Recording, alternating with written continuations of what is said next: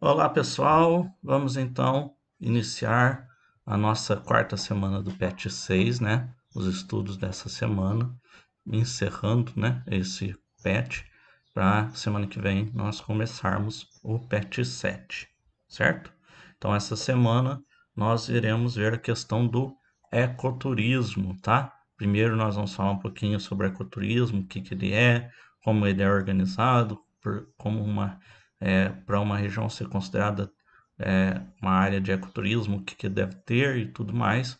E depois nós vamos comentar sobre algumas questões do ecoturismo aqui em Minas, tá?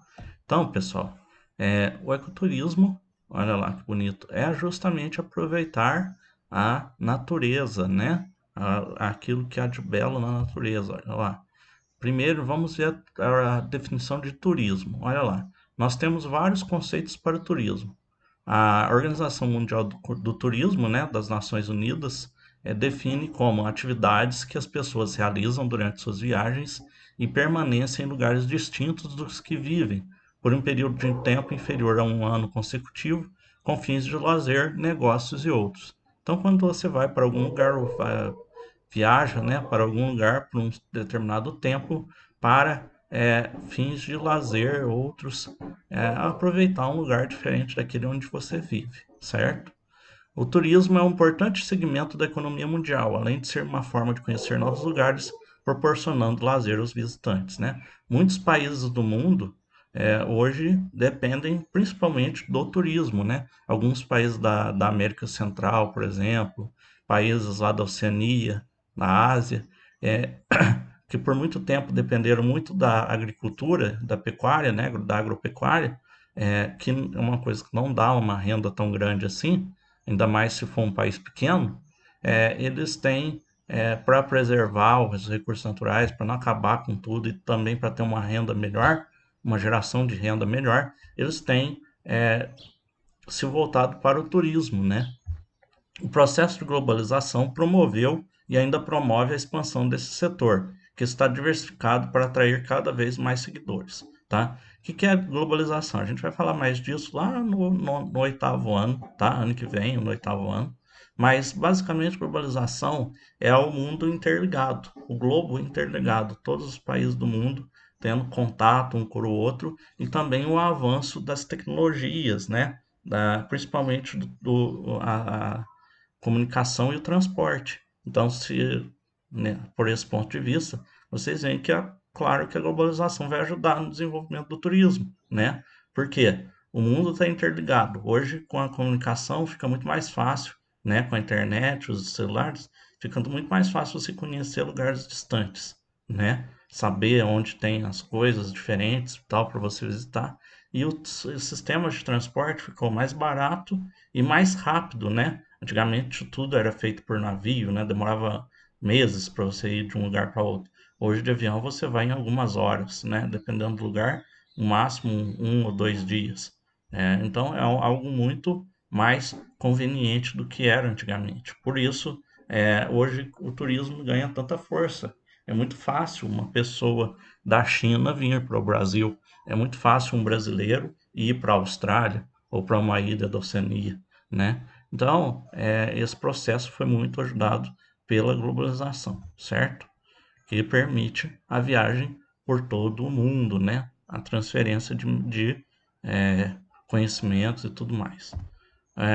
De acordo com o Instituto Brasileiro do Turismo, e agora nós vamos ver o que é o ecoturismo, de acordo com um órgão do governo, que é a Embratur, que define o ecoturismo como um segmento da atividade turística, ou seja, um segmento do turismo, que utiliza de forma sustentável, né? Sustentável, que não cause dano, que não acabe o patrimônio natural, cultural, incentiva a sua conservação e busca a formação de uma consciência ambientalista, que cuida do meio ambiente, através da interpretação do ambiente, promovendo o bem-estar das populações envolvidas, né?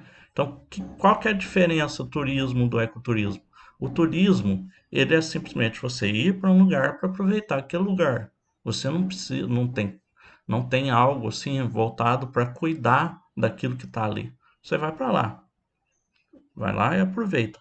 O ecoturismo, você vai para aquele lugar, mas utiliza o patrimônio natural e cultural de forma consciente, né? Você não vai jogar lixo, você vai preservar a natureza, você vai fazer atividades que não poluam, né? É, e coisas do tipo, tá? Ah, mas se eu já vou num lugar que eu vou visitar um lugar e faço isso.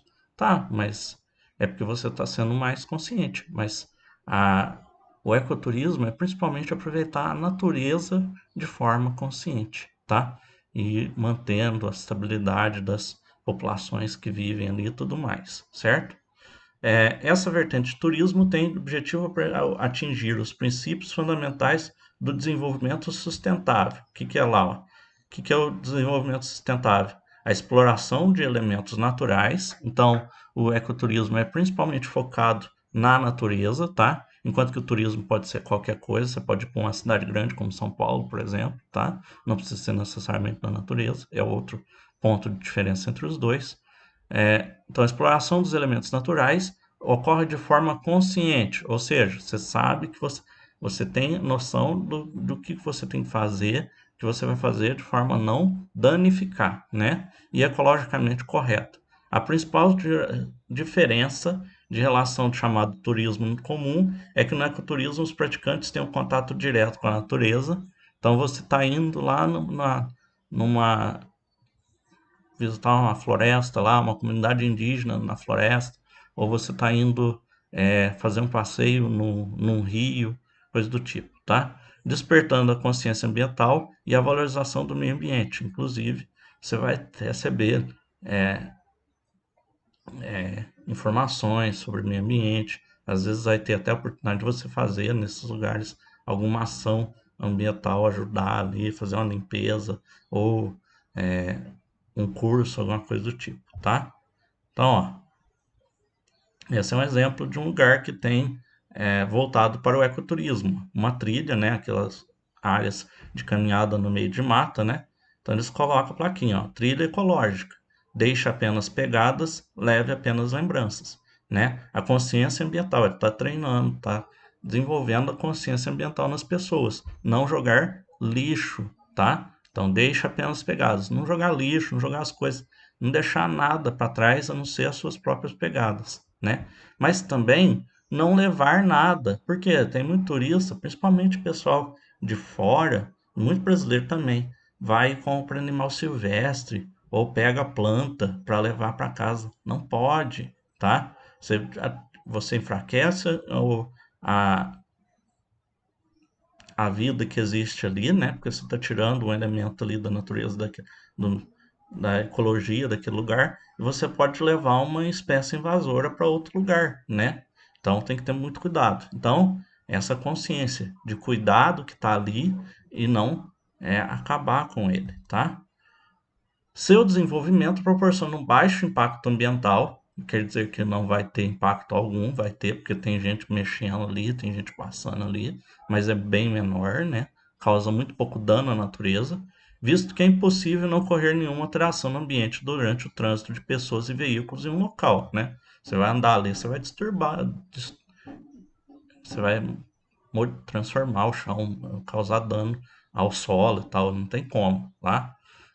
No entanto, sua prática é bem menos agressiva ao meio ambiente, além de ter parte dos recursos destinados à preservação ambiental. Então, você paga para participar, para ir naquele lugar, aquele dinheiro, parte dele vai ser usado para cuidar, preservar daquele lugar. E muitos lugares vivem dessas doações, porque o governo não dá essa ajuda, tá? Muitos desses lugares sofrem com a falta de ajuda do governo.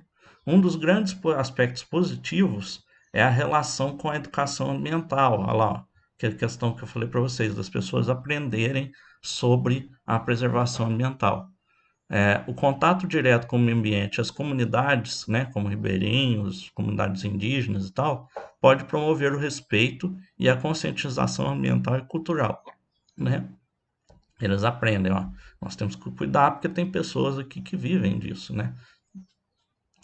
Essas pessoas que vivem naquela região, elas recebem as visitas e tal, mas no dia a dia elas vivem da natureza, do que a floresta, do que o rio oferece para eles, né? palestras de campo, eventos ecológicos, visitas monitoradas por guias, entre outros auxiliam, né? Então eles têm toda uma organização para fazer essas visitas, né? E aí tem várias também atividades para quem é mais aventureiro lá, o boia cross, arvorismo, tirolesa e por aí vai, né? Aqui no caso eles estão fazendo rafting, né? Descendo as corredeiras num barco, né? Numa jangada. Graças à grande extensão territorial, riqueza ecológica e grande patrimônio histórico-cultural, o Brasil é um dos principais destinos para quem pretende praticar ecoturismo. O Brasil tem uma diversidade ecológica muito grande, né? Nós temos vários biomas diferentes, né? Nós temos a Amazônia, o Cerrado, a Caatinga, a Mata Atlântica, né? A Mata de Araucárias. Nós temos os diversos rios brasileiros. Então tem até uma coisa que a gente costuma falar, né? O brasileiro tem essa mania de querer viajar para o exterior para ver as coisas bonitas. Você não precisa. Você pode viajar dentro do próprio Brasil. Tem tanta coisa bonita no nosso país, tanto do ponto de vista natural quanto do ponto de vista cultural. Tem tanta coisa que você pode passar a sua vida inteira e não visitar tudo que existe no nosso país, tá? Então, a gente tem que acabar com esse nossa mania de vira-lata, né? Que a gente fala, que tudo que é do Brasil é ruim, tudo que é do Brasil é atrasado. Não, a gente tem muita coisa bonita que nós temos que aproveitar. E principalmente na questão ecológica, né? Esse fato é constatado pelo crescimento dessa vertente no país comparado à média anual. No Brasil, o ecoturismo apresenta expansão de 30% ao ano, na média mundial é 8% ao ano. Então, as pessoas têm percebido que vale a pena tanto você quem vive nessas regiões se aproveitar disso, mas também aqueles que querem visitar, aproveitar essa diversidade no Brasil, né? Inclusive eu vi algum tempo atrás, estava vendo um vídeo, uma reportagem sobre um documentário sobre o queijo da canastra na Serra da Canastra. E hoje o queijo é uma das atividades que eles realizam. A outra é o ecoturismo, né? Muitos produtores agora, além de produzir o leite, também tem pousadas, tem áreas para as pessoas passarem os dias ali, que elas vivem ali, veem a produção, acompanham, ajudam até na produção do leite, visitam as regiões, fazem essas atividades, como a gente viu aqui na imagem, porque a gente sabe, Serra da Canastra, Minas Gerais é uma área com um relevo muito bom para prática de esportes radicais como esses, né? É, e dar uma renda maior para aquelas famílias, né? Porque, principalmente em momentos de crise econômica. Que uma atividade seja considerada de ecoturismo. Então, ah, para algo ser considerado ecoturismo, o que ele tem que ter? Então, quais são as características? Primeiro, mais importante até que eu diria de todos, conservação de recursos naturais e culturais. A proteção daquilo que está ali, né? Dos recursos da natureza, da floresta, do rio e tal, a proteção deles e dos aspectos culturais, né? Por que cultural? Porque pode ter um povo que vive ali, né? Que está sendo visitado, o povo indígena, um ribeirinho, um quilombola, por aí vai, né?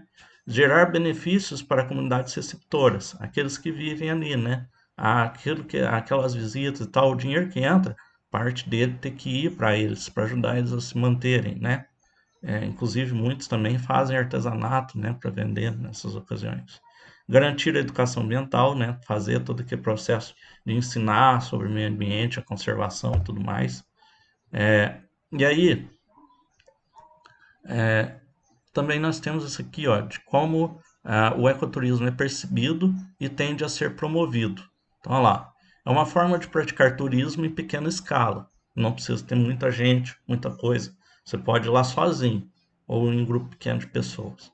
Uma prática ativa e intensa do que as outras formas de turismo, porque você vai fazer atividades físicas, você vai fazer trilhas, vai fazer é, esportes radicais e tal, passeios, por aí vai. Modalidade de turismo no qual a oferta de infraestrutura de apoio sofisticada é um dado menos relevante. Você não está indo lá para ficar num hotel de 5 estrelas. Você está indo lá para aproveitar a natureza. Então você não precisa de um quarto com ar-condicionado e um buffet 5 estrelas e tal. Né? Normalmente você vai ficar numa pousadinha, um quartos simples, mais aconchegantes e tal.